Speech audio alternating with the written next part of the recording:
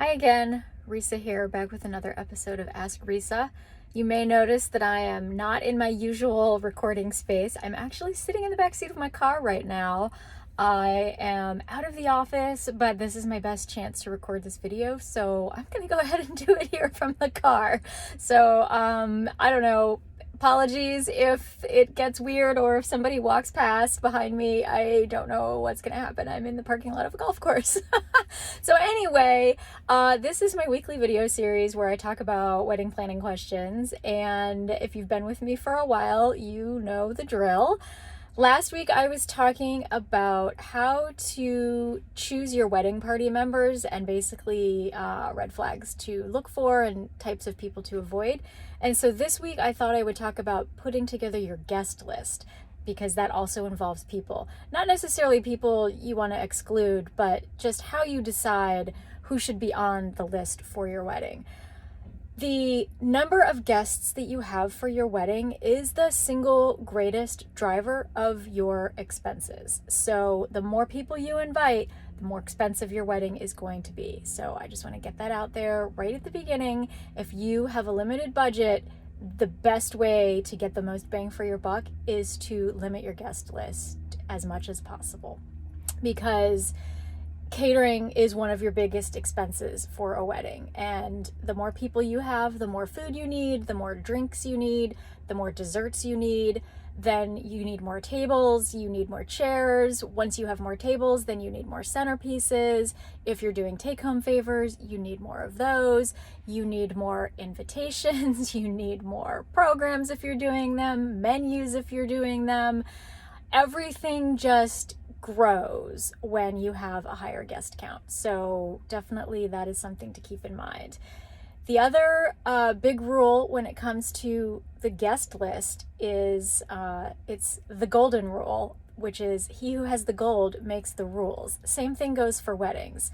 If the money for your wedding is coming from your parents or your fiance's parents, then they are going to get a say in who comes to the wedding, and they're going to have a say in your guest list. So if you want complete control over who is going to attend your wedding, then you need to find a way to pay for it all by yourself, or hope that your parents and your fiance's parents are just extremely flexible and don't mind giving you a bunch of money without having any say over how it's spent. So good luck with that. Let me know how that goes.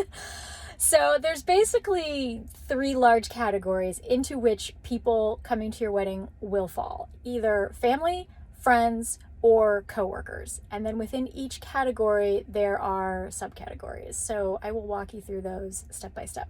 So first off, family. So your immediate family is kind of a no-brainer. Unless there's some sort of family rift or weird family dynamic, your immediate family is almost certainly going to be invited to your wedding. So that's your parents and your siblings. And, if your siblings are already married, then, their spouses and perhaps their kids, aunts and uncles, grandparents, cousins, your nuclear family, and very limited extended family. I mean, grandparents, aunts and uncles and cousins are kind of extended family, but they're like a base unit. So those people are probably going to be invited right off the bat. But then you have to think about really extended family, like your great aunts and uncles, your grandparents, sisters and brothers, if they're still alive, or your second cousins or your first cousins once removed. I'm not going to get into the difference between those. Google it if you don't know. Step family members. So like if one of your parents is remarried and your step parent has kids from a previous marriage, if you're old enough to get married, they might also be adult children. It's kind of an oxymoron. And maybe you didn't grow up with these people. Maybe your parents got married to, or your parent and step parent got married later in life. You may not know them very well. So that's the kind of thing where if your parent is contributing money, they're almost certainly going to want to include their stepchildren. But if you don't know them very well, then, maybe that's awkward for you. So it starts to get into some interfamilial dynamics when you get to things like that. So it's the kind of thing that if your parents are contributing, you're going to have a conversation with them about that. Because it's your wedding day. you, for the most part, want it to be full of people that you know. Your wedding is the beginning of your life together as a married couple, so you want people who know you as a couple to be there, supporting you and wishing you well on your wedding day. So if there are people that you don't really know well, and I'm going to talk about this more a little bit later, then it might be awkward for them to be at your wedding if they don't know you well. Like, why are they even there? So that's definitely something to keep in mind. People you've never met ever in your life probably don't need to be at your wedding, regardless of who they are. Because again, you don't want to be meeting somebody for the first time on your wedding day. That's super weird. If you haven't seen some family members since you were like a baby or something, they probably also don't need to be at your wedding. You don't really know these people. They don't really know you. They don't know anything about your life. They probably haven't met your fiance if you haven't seen them since you were a baby. So again, if your parents really insist on them being there, maybe have a conversation about why they want them to be there, because it's really not necessary. And you can tell them I said that. I'm fine with taking the fall for that one. And then obviously anybody you don't like doesn't need to be at your wedding.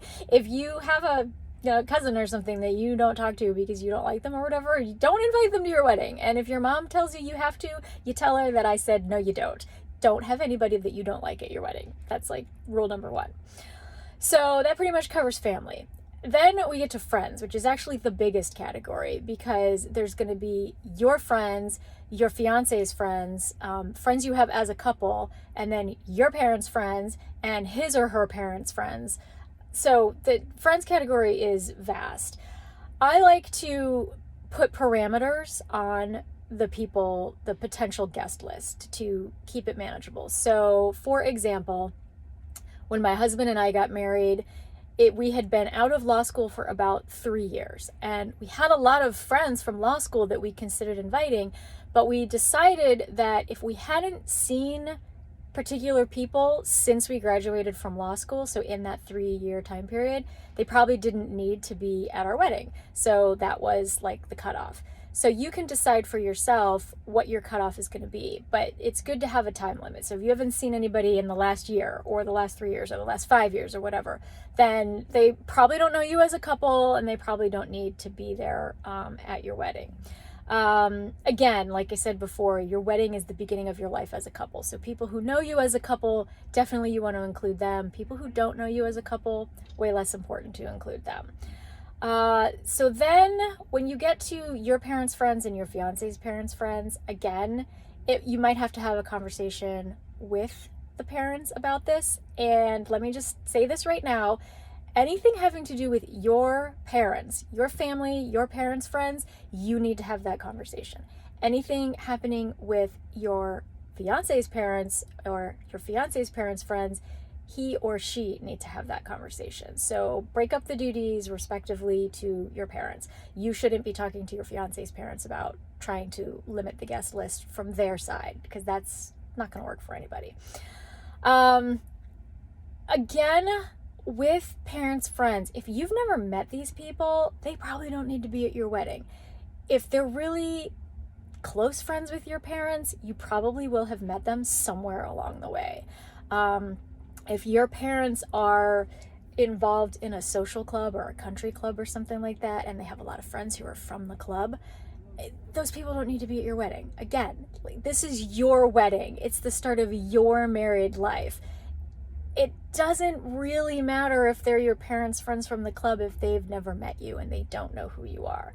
So your wedding is not a status symbol, and it's not an opportunity for your parents to show off. It's an opportunity for your friends and family who know and love you to support you as you start your life together. So if you need to remind your parents of that, do it gently, do it gracefully, but maybe they need to be reminded of that. But again, if they're paying for the whole wedding and you're not contributing anything, you're kind of out of luck. I mean, if that's the case, maybe just suck it up and do whatever. Maybe elope. Go off and run off with your fiance and have your own special wedding just for the two of you, and then let your parents do their thing. I don't know. It depends on your personal feelings. So again, if you've never met these people, there's no reason for them to be at your wedding. But if you know them a little bit, then fine, whatever. Same rules kind of apply to work colleagues. You're going to have your work colleagues, your fiance's work colleagues, and potentially parents' work colleagues. It's a little delicate with work colleagues because it can be a slippery slope. When you invite one, then you might feel like you need to invite all of them. So you don't want to feel like you're at work when you go to your own wedding. So you probably don't want to invite the whole office. Plus, you probably don't like all your colleagues enough to invite all of them to your wedding. So it's best to limit it to just a couple of people. Like if you have a really close friend from work, then fine, of course you should invite that person. But you might ask them to like keep it on the DL, don't talk about it at work, because you don't want other people to feel left out. That is the main problem with work colleagues, is if you invite a couple and then you're all talking about it at work, then the people who aren't invited are going to get left out. Depending on the kind of relationship you have with your boss, you may or may not want to invite them to your wedding. Again, you don't want to feel like you're at work when you're at your wedding, and you're probably going to be drinking and you want to have fun and you want to let your hair down. Like, it's your wedding day, for Christ's sake. So if you will feel uncomfortable with your boss there, don't invite your boss. Even if for some weird reason you're getting the vibe that your boss expects to be invited to your wedding, there's no pressure, no obligation for you to invite your supervisor to your wedding. And again, just anybody who asks, tell them I said so. I'm a professional. I know what I'm talking about. So your parents' work colleagues are a different story. Again, you probably don't know these people. So you have to like talk to your parents, like why would you want to invite these people why would they want to invite these people to your wedding? So that's a fair question to them. Like, why do you feel the need to invite them to my wedding? Maybe they have a good reason. Maybe they don't. Again, maybe they just feel obligated, but you're really technically not obligated to invite anybody to your wedding. Not even your parents, if you don't get along with them. You should have the people that you love and care about and who love and care about you at your wedding. And if your parents insist that they want to invite somebody and they play the money card, just tell them that, again, express appreciation for the money, let them know how much you appreciate it, and let them know that you would rather use the money to do something else for the wedding. Like maybe you upgrade the entree, or maybe you go bigger with the florals, or maybe you take some of the money and put it toward your honeymoon, rather than inviting more people that you don't really know. So there's a little language that you can use if you get into one of these tough conversations with your parents. So hopefully those are helpful. Hopefully that helps you with your guest list. And just a reminder, guest list is super important and has to be done early, because you can't venue search until you have at least a rough idea of how many people you're inviting. And some venues can't handle more than like 200 guests. If you have more than 200 people come into your wedding, if you get into the 350, 400 range, your venue options are going to be limited, because there aren't a lot of places that can handle big crowds like that. So that's another thing to keep in mind. If you want the full range of options available to you, keep that guest list under 200.